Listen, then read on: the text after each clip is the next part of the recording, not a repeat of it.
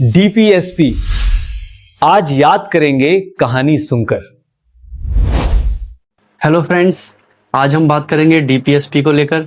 DPSP यानी कि directive principle of state policy, इसको हिंदी में बोलते हैं नीति निर्देशक तत्व।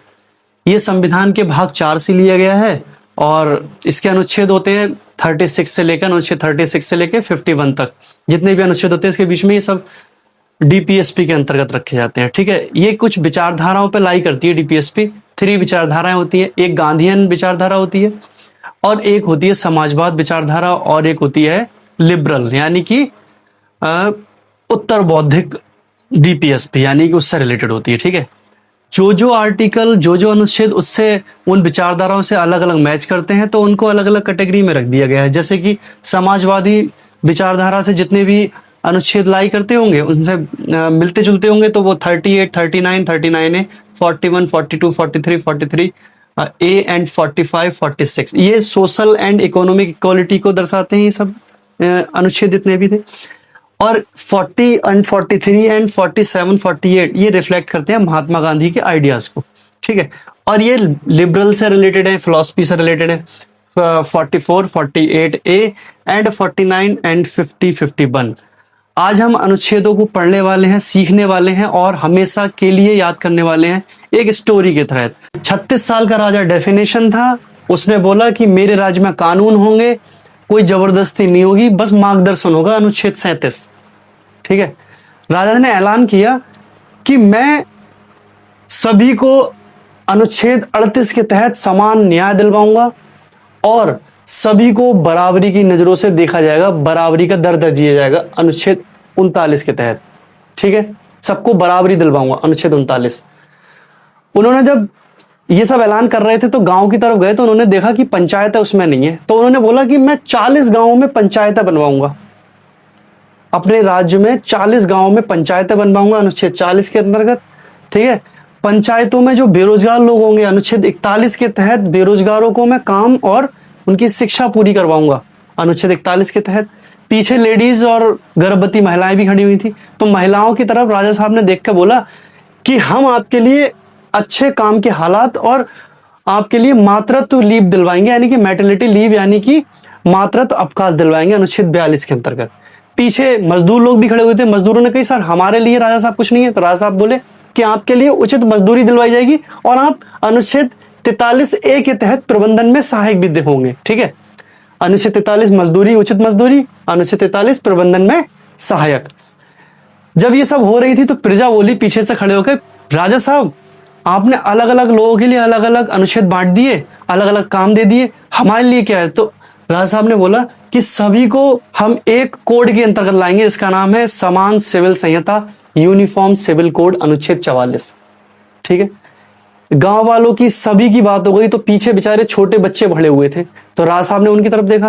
राजा साहब ने बच्चों को बुलाया और उन्हें बोला कि 6 साल तक तुम्हारी शिक्षा और तुम्हारी देखभाल हम अनुच्छेद 45 के अंतर्गत करवाएंगे। पीछे दलित भी खड़े हुए थे, दलितों को देखा राजा साहब ने, दलितों से बोला कि अनुच्छेद 46 के अंतर्गत हम आपके लिए आर्थिक मदद दिलवाएंगे और आपके लिए हम सिक्योरिटी प्रदान करेंगे अनुच्छेद 46 के अंतर्गत। ठीक है, जब राजा साहब की ये सब बातें हुई, राजा साहब अपने राज्य को करने लगे, तो अनुच्छेद 47 के अंतर्गत जब राजा साहब रास्ते में जा रहे थे तो एक नशेड़ी मिला, नशे कर का एक पर्सन मिला जो पड़ा हुआ था नीचे।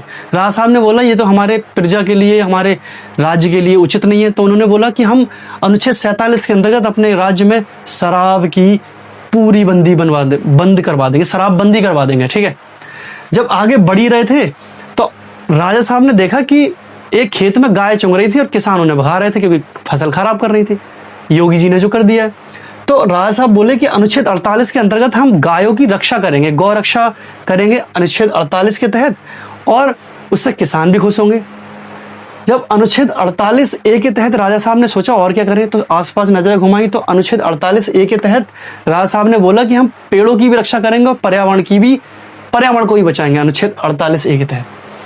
राजा साहब ये सब करने के बाद जब आगे बढ़े तो अपने दरबार की तरफ बढ़ने लगे, यानी कि अपने किले की तरफ बढ़ने लगे, तो उन्होंने देखा कि उनके पहरेदार जो थे फोन चला रहे थे, फोन यूज कर रहे थे क्योंकि मॉडल जमाना आ गया था। तो राजा साहब ने देखा कि हम एक घोषणा कर दी राजा साहब ने कि अनुच्छेद 39 के तहत हम अपने स्मारकों की, हम अपने किलों की रक्षा करेंगे, ठीक है, यानी कि ऐतिहासिक चीजों की हम रक्षा करेंगे अनुच्छेद 49 के तहत, ठीक है, अनुच्छेद 49 के तहत हम स्मारकों की रक्षा करेंगे। जब राजा साहब अंदर बढ़े तो राजा साहब ने देखा कि यार राजा और मंत्री एक जैसे हो जाएंगे तो दिक्कत हो जाएगी। तो उन्होंने बोला कि जज जो है ना, जज और कार्यपालिका यानी कि जो राजा के मंत्री जो थे वो अलग अलग रखे जाएंगे, यानी कार्यपालिका और न्यायपालिका अनुच्छेद 50 के अंतर्गत अलग अलग होंगे, ठीक है। जब राजा साहब ये सब होने लगे और राजा साहब ने सभी कंप्लीट कर दी तो राजा साहब ने बोला कि नाउ यानी कि अब अनुच्छेद 51 के तहत मेरा राज्य सभी पूरे विश्व में शांति प्रदान करेगा, यानी कि अंतरराष्ट्रीय शांति अनुच्छेद 51 के अंतर्गत आएगी। तो हमारी कहानी कैसी लगी, चलो कहानी को एक दोबारा रिवाइज करते हैं और आप इस वीडियो को दोबारा देखना, ठीक है। 36 साल का राजा डेफिनेशन बना, उसने ऐलान किया कि मेरे राज्य में कानून होंगे और कोई जबरदस्ती नहीं होगी, बस मार्गदर्शन होगा अनुच्छेद 37 के अंतर्गत। फिर उसने ऐलान किया कि मेरे राज्य में सभी को न्याय समान दिलवाऊंगा और सभी को अनुच्छेद 39 के तहत बराबरी करवाऊंगा और सबकी, ठीक है, कोई भी ऊंच नीच नहीं होगा, बस बराबरी होगी, सभी को बराबरी का दर्जा अनुच्छेद 39 के तहत दिलवाऊंगा।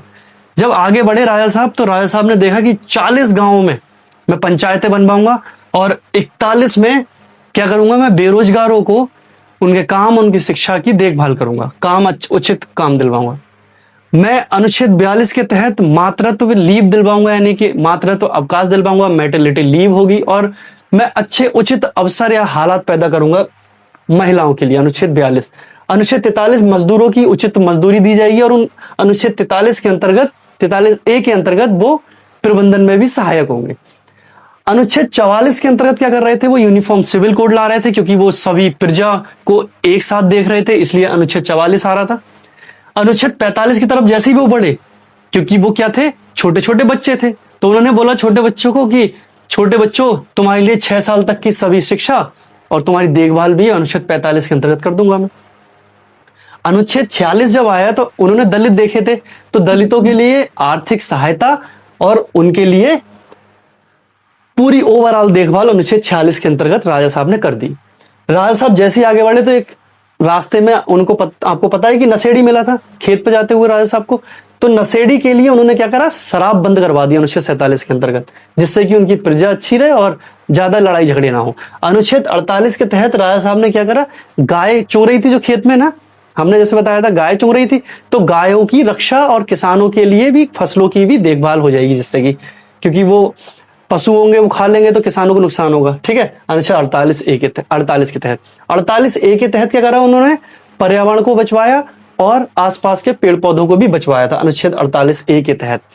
जब राजा साहब आगे बढ़ने लगे और बहुत आगे बढ़े, यहां से बढ़ते रहे, तो राजा साहब अपने किले की तरफ बढ़े, तो राजा साहब ने देखा कि उनके किले के जो पहरेदार थे वो फोन चला रहे थे, ऐसे तो स्मारकों की देखभाल नहीं होगी। तो राजा साहब ने बोला कि अनुच्छेद 49 के तहत हम स्मारकों की देखभाल करवाएंगे और जो ऐतिहासिक स्मारक हैं हम उनकी देखभाल भी करवाएंगे। तो अनुच्छेद 49 50 के अंतर्गत वो कार्यपालिका न्यायपालिका को अलग कर रहे थे, क्योंकि वो डर था कहीं अपने आप को हर इंसान राजा ना समझने लगे, ठीक है। कार्यपालिका न्यायपालिका को अलग, अनुच्छेद 50। अनुच्छेद 51 के अंतर्गत क्या कर रहे थे, वो उन्होंने सभी में ऐलान कर दिया कि अब मेरा राज्य जो है, मेरा देश है, वो विश्व शांति पैदा करेगा, यानी कि अंतरराष्ट्रीय शांति अनुच्छेद 51 के तहत।